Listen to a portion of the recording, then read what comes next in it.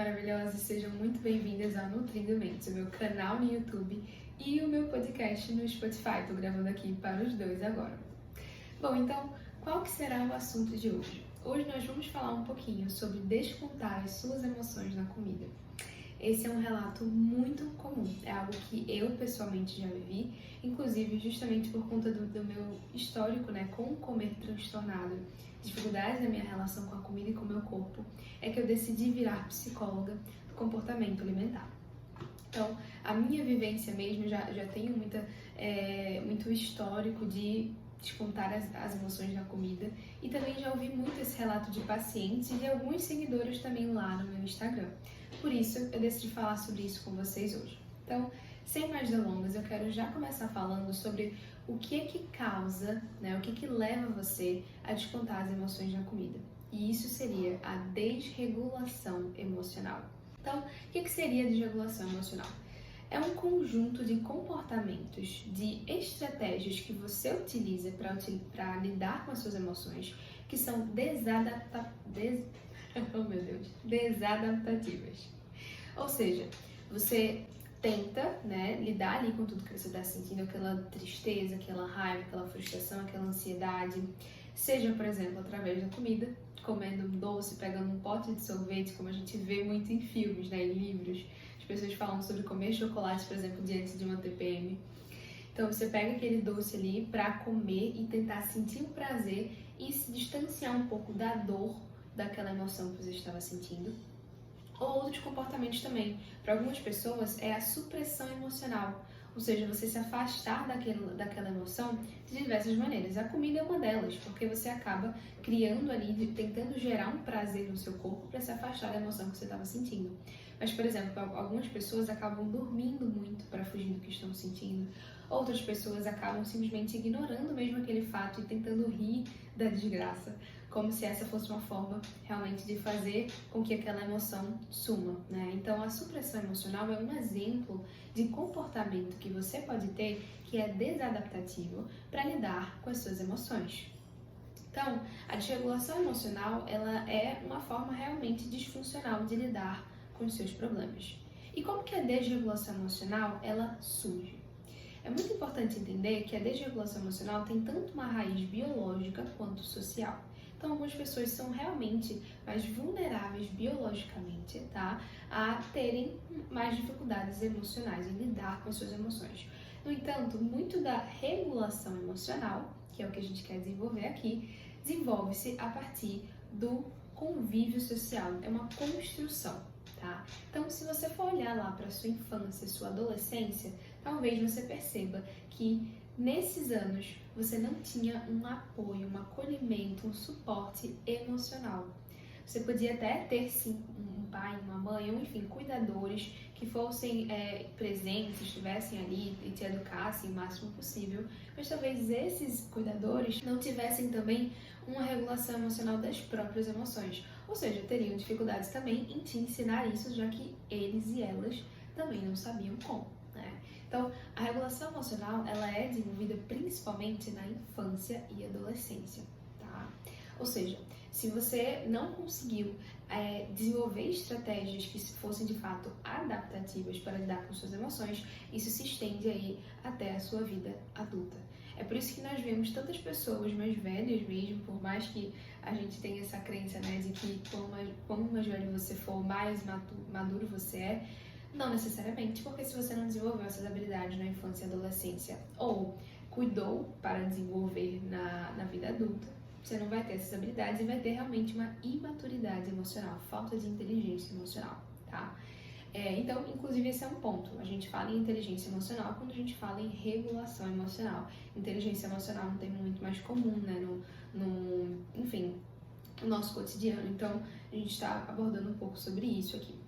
Então, já que vocês já sabem o que é desregulação emocional e o que é regulação emocional, que são realmente as estratégias mais eficazes que você tem para lidar com suas emoções, agora eu quero conversar um pouquinho com vocês sobre como nós podemos desenvolver a regulação emocional se você não teve essa oportunidade na sua infância e adolescência. Primeiro de tudo, é importante entender que nós precisamos identificar e nomear as nossas emoções para conseguirmos sequer lidar com elas, tá?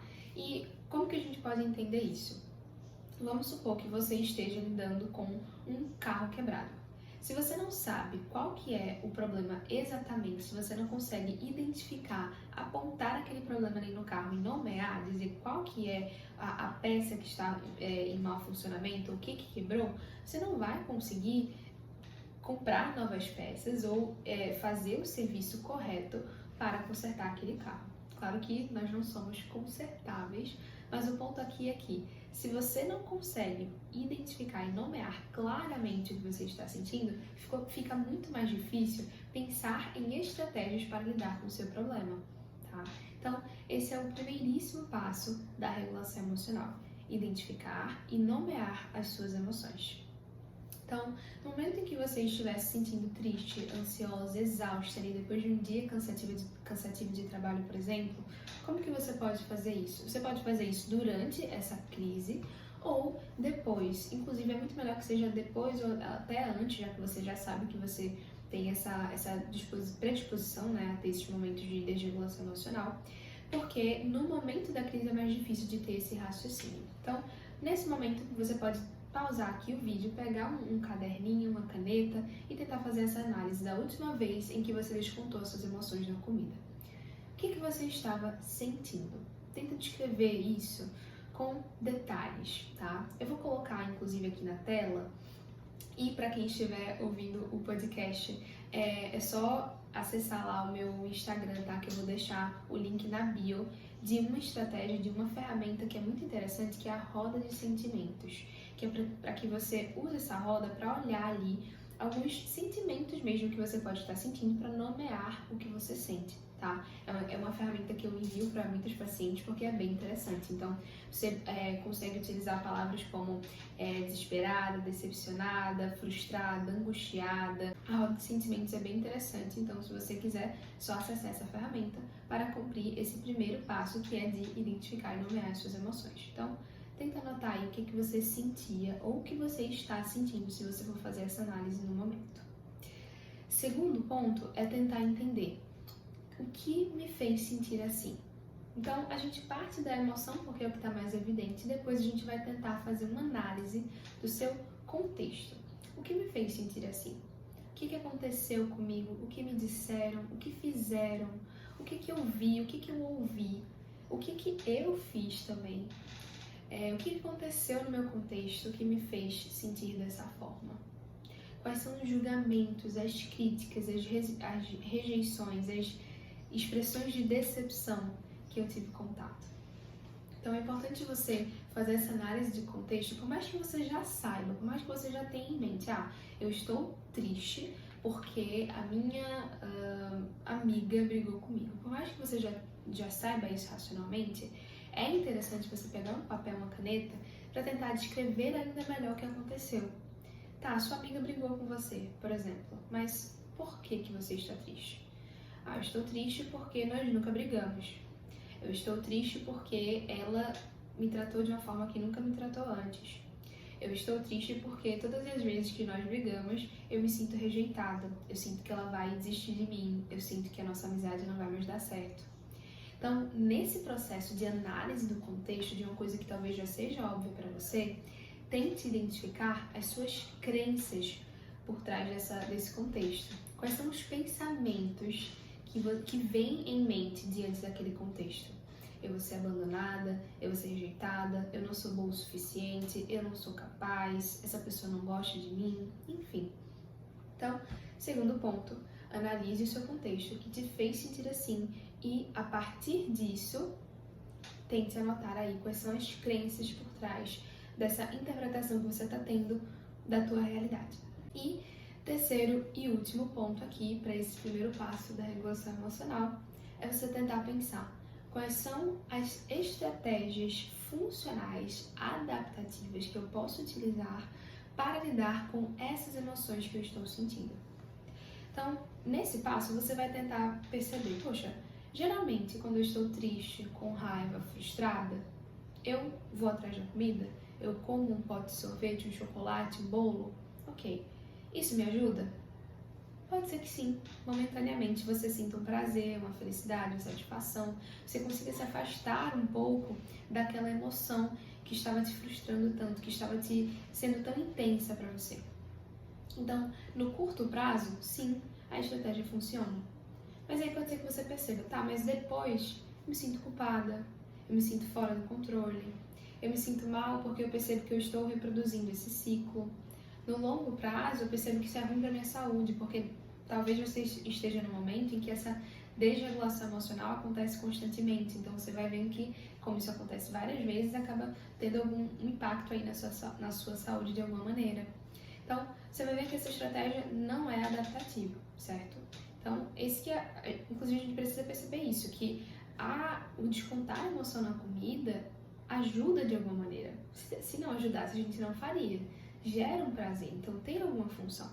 Mas a gente viu que traz mais prejuízos do que benefícios. Então, que estratégias adaptativas de fato me ajudariam a resolver esse problema? Não simplesmente mascarar, porque a comida faz isso, ela mascara. É um tapa-buraco, né?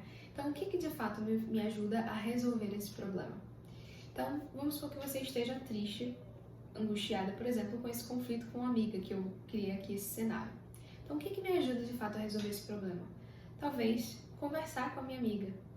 Talvez conversar com uma outra amiga sobre isso, para tentar colocar para fora o que eu estou sentindo e pensar, enfim, pedir um acolhimento, um suporte e pensar em estratégias também para conversar com a minha amiga.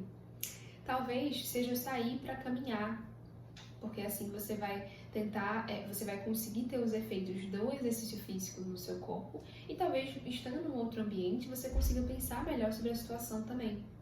Talvez seja escrever sobre a situação, escrever o que aconteceu, escrever como você está se sentindo, escrever o que fazer, porque diante do problema, escrever pode te ajudar a encontrar a solução. Então perceba que existem muitas estratégias que de fato te ajudam a lidar com o problema e não simplesmente tapar o problema, né? Então, esse é o terceiro passo, é você tentar pensar nas soluções do problema, pensar em estratégias que de fato sejam eficazes para o problema e não que parecem eficazes, tá? Vou dar só mais um exemplo disso para que fique ainda mais claro do que é buscar essas estratégias eficazes. Pode ser que numa situação em que você se sente ansiosa, por exemplo, vamos supor que você tenha uma apresentação na faculdade ou trabalho. Pode ser que nessa situação, para você, pareça fazer sentido evitar ao máximo pensar sobre essa apresentação até o dia chegar. Não, deixa para lá, no dia eu resolvo, vou parar de pensar sobre isso, vou focar em qualquer outra coisa. Parece que é uma estratégia funcional, porque você se acalma, você fica tranquila, e aí você pensa, não, chegando no dia eu resolvo. Só que, por você não ter se preparado emocionalmente para aquele momento, pode ser que você chegue no dia da apresentação e fique lá, ó, super ansiosa, super acelerada e não consiga regular suas emoções no momento. Então, é importante que você faça essa análise. Poxa, será que de fato isso que eu estou pensando em fazer está me ajudando ou está apenas me fazendo evitar o desconforto agora? Então, nesse caso dessa apresentação, talvez fosse interessante pensar mesmo em formas de regular a sua emoção. Um exercício de respiração diafragmática, um exercício de relaxamento muscular progressivo.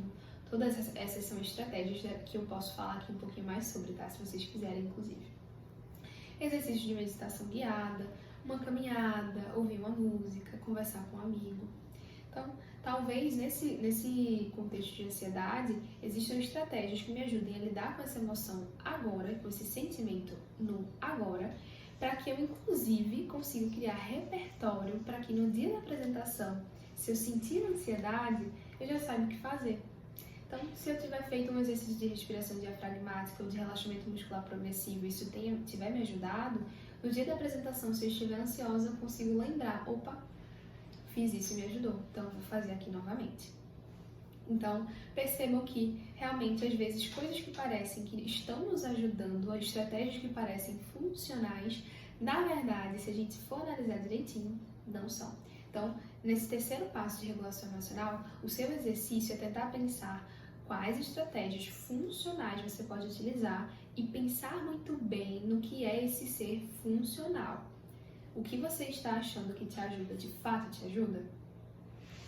Então, É isso por hoje, maravilhosos. Espero que vocês tenham gostado. Eu foquei bastante aqui em regulação emocional, desregulação emocional e nas estratégias, porque por mais que a gente tenha começado aqui esse episódio querendo falar um pouquinho sobre descontar as emoções na comida, esse comportamento é um comportamento de uma categoria muito maior de desregulação emocional.